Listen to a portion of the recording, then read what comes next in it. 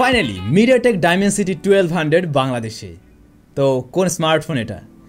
MediaTek Dimensity 1200 দিয়ে প্রথম যে স্মার্টফোনটি এসেছে ওটাই এটা, রিয়েলমি জিটি নিও বা রিয়েলমি X7 ম্যাক্স। এই স্মার্টফোনটা ফাইনালি বাংলাদেশের বাজারে চলে এসেছে, তবে আনঅফিসিয়ালভাবে। স্মার্টফোনটা কী কী অফার করছে, লুকসের দিক থেকে কেমন, বিশাল বড় তো বক্স, অনেক হালকা অবশ্য। তো ভিতরে কী কী রয়েছে সব কিছুই জানবো এবং স্মার্টফোনটা কেমন কি সব কিছুই জানবো। আনবক্সিং অ্যান্ড ফার্স্ট ইম্প্রেশন, চলুন শুরু করা যাক। পুরো ভিডিও নিয়ে স্যাম থাকবো আপনাদের সাথে। আপনারা দেখছেন স্যামজন। যারা নতুন রয়েছেন চ্যানেলটি সাবস্ক্রাইব করে আমাদের সাথেই থাকুন। অনেক অনেক ধন্যবাদ আমাদের আজকের ভিডিও স্পন্সর সেলটেক বিডিকে। তাদের সবে বর্তমানে রিয়েলমি X7 ম্যাক্স অ্যাভেলেবেল রয়েছে। তাদের শপটি রয়েছে বসুন্ধরা সিটি লেভেল 5-এ। ভিডিও ডিসক্রিপশনে সেলটেক বিডির যাবতীয় ইনফরমেশন দেওয়া থাকলো। এই স্মার্টফোনের বর্তমান মূল্যটা আসলে স্টেবল না। আপনারা জানেন যে আনঅফিসিয়াল ফোনগুলো যখন কিনা মার্কেটে আসে একটু আপ ডাউন করে, দামটা একটু বেশি থাকে। সো অবশ্যই ভিডিও ডিসক্রিপশনটা চেক করে দেখবেন বর্তমান সময়ে এর মূল্যটা আসলে কেমন রয়েছে। তবে প্রাইস অবশ্যই কমবে বলে আশা করা যায়। আর এই স্মার্টফোনটা বাংলাদেশের মার্কেটে এখন শুধুমাত্র 8GB 128GB ভ্যারিয়েন্টে পাওয়া যায়, নাকি এই স্মার্টফোনে একটা ভ্যারিয়েন্টে লঞ্চ হয়েছে। তো আমরা আর বেশি সময় না নষ্ট করে সরাসরি চলুন এটাকে আনবক্সিং করা যাক। এই হলো রিয়েলমি X7 ম্যাক্সের বক্স। রিয়েলমি X7 সিরিজে আমরা দেখেছি প্রায় প্রত্যেকটা স্মার্টফোনের এই বক্সটা একটু বড় এসেছে এবং সিলভার কালার এমন। তো উপরে লেখা রয়েছে Realme X7 max 5G Realme. আর এ পাশে এই স্মার্টফোনের মোটামুটি বিস্তারিত দেওয়া রয়েছে, যেমন ডাইমেনসিটি 1200 5G প্রসেসরটি রয়েছে, এর মাঝে 120Hz রিফ্রেশ রেটের AMOLED screen, super AMOLED screen, 50 watt super dart charger, Sony 64 megapixel triple camera, Android. তো ব্যাপারটা যেটা দাঁড়ালো যে সনির ক্যামেরা এই স্মার্টফোনে দেওয়া হয়েছে সেটা তারা অলরেডি বুঝিয়ে দিয়েছে। ওকে, চলুন আমরা এটাকে কাটাকাটি করে ফেলি। ও বেশ স্মুথ। প্রথমে একটি এনভেলপ রয়েছে এবং এখানে সিম ইজেক্টর, আর এটা খুললে যতদূর সম্ভব কেস টেস দেওয়া হয়েছে। ইয়েস, এখানে একটি কেস রয়েছে, সিলিকন কেস।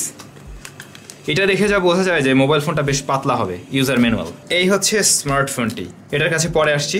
এপাশে রয়েছে যে কেবল। এই চার্জারটা হলো গিয়ে 50 ওয়াটের। তো ফোনটাকে একটু বের করে দেখা যাক। খুবই স্লিম একটা মোবাইল ফোন, আর এইটার যে সাইজ মানে খুবই হ্যান্ডি, একেবারে এক হাত দিয়ে ব্যবহার করার উপযোগী একটা মোবাইল ফোন। আমার পার্সোনালি আর কি একটু ছোটোখাটো ফোন বেশি ভালো লাগে, তো এই ফোনটা কিন্তু সেরকমই।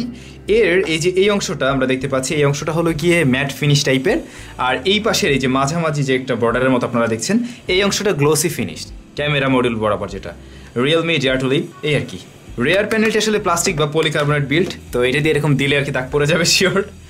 যাই হোক, পোর্টস বাটনে আমরা দেখতে পাই রাইট সাইডে রয়েছে এই যে হোম বাটন। এটার পজিশনটা ঠিক বলেই মনে হয়েছে আমার কাছে। এটার উপরে না একটু গোল্ডেন কালারের একটা প্রিন্ট করা রয়েছে আর কি, দেখতে বেশ ভালো লাগে। উপরের পাশে রয়েছে যে সেকেন্ডারি নয়েজ ক্যান্সেলেশন মাইক, এই পাশটাতে থাকছে সিম কার্ড স্লট এবং ভলিউম রকার। একদম চিকন দেখতে দারুণ লাগে। 3.5mm headphone Jack, primary microphone, speaker grill এবং USB Type-C পোর্ট। ভালো বিষয় যে রিয়েলমি অ্যাটলিস্ট এটা রাখছে। রিয়েলমির বেশ কয়েকটা ফোনে আমরা দেখেছি যে 3.5mm হেডফোন জ্যাকটা নেই, তো এটা একটা ভালো বিষয়। তো কেসটা একটু লাগিয়ে দেখা যাক যে এটার সাথে কেমনভাবে ফিট হয় এবং কেমন লাগে। কেসটা লাগানোর পরেও ফোনটা না মানে অত মোটা ভারী মনে হবে না আপনার কাছে, এবং এইটা মোটামুটি ভালোই প্রোটেক্টিভ বলেই মনে হচ্ছে। Realme X7 Pro rare panel এবং বডি ফ্রেম প্লাস্টিক বা পলিকার্বনেটের তৈরি। তবে এটা যে টাইপের ফোন, আমার মনে হয় রেয়ার প্যানেলটি অবশ্যই গ্লাস থাকলে ভালো হতো, সেক্ষেত্রে এই ফোনটা আরও বেশি প্রিমিয়াম লাগতো। তবে ডিসপ্লেকে প্রোটেকশন করছে ড্রাগন ট্রায়াল গ্লাস। ফোন মোটামুটি আমরা অলমোস্ট সেট আপ করে ফেলেছি, এবার একটু ফিঙ্গারপ্রিন্ট স্ক্যানারটাও সেট করে নেই। দেখা যাক যে এর ফিঙ্গারপ্রিন্ট স্ক্যানারটা কেমনভাবে কাজ করে। এটা বলা যেতে পারে একদম সুপার ফাস্ট, জাস্ট আপনি টাচ করলেই চলবে। একদম প্রত্যেকবারে একুরেটলি কাজ করছিল, তবে একটু নিচের দিকে মনে হয়, কিন্তু এর সাথে আসলে ইউজ টু হয়ে যাওয়ার কথা। কয়েকদিন মনে হবে যে একটু এই পজিশনে থাকলে জিনিসটা আরও বেশি ভালো হতো, বাট এর সাথে আপনি ইউজ টু হয়ে যাবেন অবশ্যই। আর এই মোবাইল ফোনের যে ডিসপ্লে সেকশন, সেখানে রয়েছে সুপার অ্যামোলেড প্যানেল, যা 120Hz রিফ্রেশ রেটের, এটি ফুল HD প্লাস রেজুলেশনের, 20:9 অ্যাসপেক্ট রেশিওর ডিসপ্লে এবং পিক ব্রাইটনেস রয়েছে 1000 নিটস। ডিসপ্লেটা খুবই কালারফুল এবং যেহেতু 120Hz রিফ্রেশ রেট আবার সুপার অ্যামোলেড, সব কিছু মিলে একটা মাখন টাইপের ব্যাপার আর কি। ইনডোর লাইটিং কন্ডিশনে আপাতত অবশ্যই ভালো লাগছে এই ডিসপ্লেটি, তবে আমরা সানলাইটে ব্যবহার করে দেখব। আমাদের ব্যবহারের অভিজ্ঞতায় কোনো ধরনের প্রবলেম পেলে অবশ্যই আপনাদেরকে ফুল রিভিউতে জানিয়ে দিব। ডিসপ্লের চিন বা বেজেলস দেখে অ্যাভারেজই মনে হয়েছে, এটা চাইলে আর একটু ন্যারো রাখা যেত, দেখতে আরও দারুণ লাগতো হয়তো। তবে ওভারঅল ডিসপ্লেটা বেশ ভালো লাগছে, বেশ স্মুথ। 4টির অপারেটিং সিস্টেমে রয়েছে Realme UI 2.0 based on Android 11, আর এর প্রসেসর সেকশনে থাকছে মিডিয়াটেক ডাইমেনসিটি 1200, যেটা আপনারা জানেন মিডিয়াটেকের তরফ থেকে খুবই পাওয়ারফুল একটি প্রসেসর। এটি অক্টাকোর প্রসেসর, এর একটি কোর 3.0 গিগাহার্টজ কোর্টেক্স A78 এবং পরবর্তী 3টি কোর রয়েছে 2.6 গিগাহার্টজের যা কোর্টেক্স A78-এরই। এছাড়াও আরও 4টি কোর রয়েছে যা 2.0 গিগাহার্টজের এবং এগুলো কোর্টেক্স A55, আর এর গ্রাফিক্স সেকশনকে পাওয়ার করছে মালি Z77। এর স্টোরেজ সলিউশন হলো UFS 3.1। তবে এই স্মার্টফোনে আপনি আলাদা করে মেমোরি কার্ড ব্যবহার করতে পারছেন না। এখানে 128 জিবি রয়েছে, এটাই আপনাকে ব্যবহার করতে হবে। মেমোরি কার্ড স্লট রাখা উচিত, আসলেই রাখা উচিত। তো ইনিশিয়ালি এর প্রসেসর পারফরমেন্স নিয়ে আমি আসলে কিছুই বলতে চাচ্ছি না, যথেষ্ট পাওয়ারফুল প্রসেসর। সো টুকটাক যেটুকু ব্যবহার করছি এতে খুবই ভালো লাগার কথা, কিন্তু আমরা একদম ফুল রিভিউতে আসলে কয়েকদিন ভালোভাবে ব্যবহার করে দেন আপনাদেরকে জানাতে পারবো আসলেই এই প্রসেসরটা কতটুকু ভালো পারফরমেন্স করছে এই স্মার্টফোনের সাথে। এমনকি গেমিং টেমিং নিয়েও এই মুহূর্তে কোনো ধরনের কোনো কিছু বলা উচিত হবে না। আমরা COD প্লে করেছিলাম এবং এটার গেম প্লে তো নিশ্চয়ই আপনারা দেখছেন যে মারাত্মক, একেবারে সুপার স্মুথ। আর এই গেমটা এমনিতেও যে কোনো ফোনের সাথে মোটামুটি ভালোই চলে। আর এই প্রসেসরের পারফরমেন্স প্লাস টাচ রেসপন্স এত ভালো যে আসলে গেমিংয়ে খুব ভালো রেজাল্ট দিচ্ছে। তারপরেও আরও কয়েকবার ব্যবহার করি, দেখি অন্য গেমগুলো প্লে করে যে সেগুলোতে এবার কী হয়। এই স্মার্টফোনের রেয়ারে থাকছে 3টি camera, 64 megapixel main shooter, 8 megapixel ultra wide এবং 2 মেগাপিক্সেলের ম্যাক্রো শুটার। আর এর ফ্রন্টে থাকছে 16 মেগাপিক্সেলের ক্যামেরা। এটা দিয়ে ভিডিও রেকর্ড করা যাবে সর্বোচ্চ 4K 60 FPS এ রয়েছে EIS মেইন শুটারে। ব্যাটারি সেকশনে রয়েছে 4500 mAh ব্যাটারি এবং এর বক্সে আপনারা পেয়ে যাবেন 50 ওয়াটের চার্জার।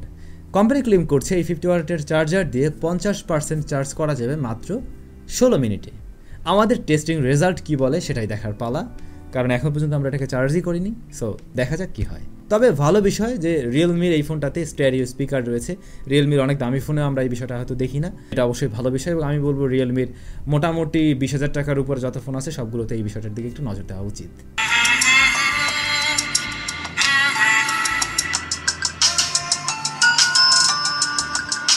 তো মোটামুটি এই ছিল এই স্মার্টফোনের ঘটনাবলী। এখন এই মুহূর্তে দাঁড়িয়ে এই স্মার্টফোনটা 36,000 বা 37,000-এর মধ্যে পাওয়া যায় হয়তো, যেটা একটু বেশি মনে হবে। তবে এই প্রাইসটা অবশ্যই ডে টু ডে চেঞ্জ হবে, হয়তো আরও কিছুটা কমবে। প্রথম আসলে একটু দাম বেশিই থাকে, এটা আপনারাও জানেন। তো দেখা যাক ফোনটা যদি একটু ভালো প্রাইসিংয়ে আসে তখন কিন্তু একটা ভালো প্যাকেজ হতে পারে বলেই মনে হয়। আমার মনে হয় চাইলে কয়েকটা দিন অপেক্ষা করতে পারেন, ফুল রিভিউ জেনে শুনে দেন একটু কম দামে না হয় এই ফোনটা আপনি কিনে নিতে পারেন। তো ভাই ব্রাদার, যেহেতু একেবারে নতুন প্রসেসর, তারপর নতুন ফোন, তো এটা নিয়ে যদি আপনাদের কোনো স্পেশাল কমেন্ট থাকে অবশ্যই কমেন্ট করে জানাবেন। আমরা ফুল রিভিউতে সে সমস্ত বিষয়গুলো দেখে কভার করার ট্রাই করবো অবশ্যই। অনেক বেশি ভালো থাকুন, সুস্থ থাকুন। দেখা হয়ে যাবে স্যামজনের আরও একটি ইন্টারেস্টিং ভিডিওতে টেক নিউজে।